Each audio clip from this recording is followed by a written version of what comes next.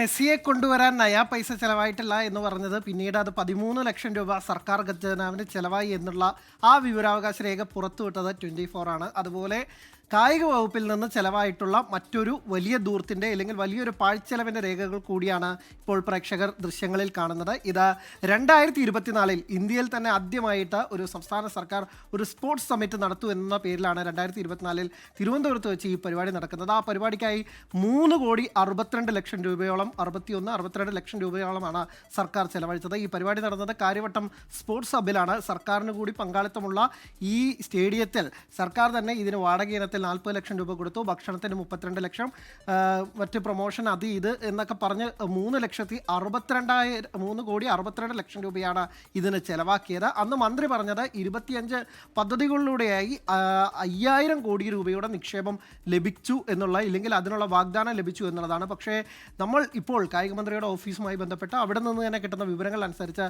ഇതുവരെ ഒറ്റ നിക്ഷേപത്തിൻ്റെ പോലും ലഭിച്ചിട്ടില്ല എന്നുള്ളത്. ആ ചടങ്ങിൽ വെച്ച് തന്നെ കേരള ക്രിക്കറ്റ് അസോസിയേഷൻ പുതിയ സ്റ്റേഡിയം പണിയുന്നുണ്ട് ഇടക്കൊച്ചിയിൽ. അതിൻ്റെ പ്രപ്പോസലൊക്കെ ആയിരുന്നു 800 കോടിയായി അവതരിപ്പിച്ചത്. പക്ഷേ സർക്കാരിൻ്റെ തന്നെ ഈ ഭൂമിയുമായി ബന്ധപ്പെട്ട ചില പ്രശ്നങ്ങൾ കാരണം അത് നടപ്പിലായില്ല. കേരള ഫുട്ബോൾ അസോസിയേഷൻ 8 സ്റ്റേഡിയങ്ങൾ പണിയുമെന്ന് പറഞ്ഞു, അതും ഒന്നും നടന്നിട്ടില്ല.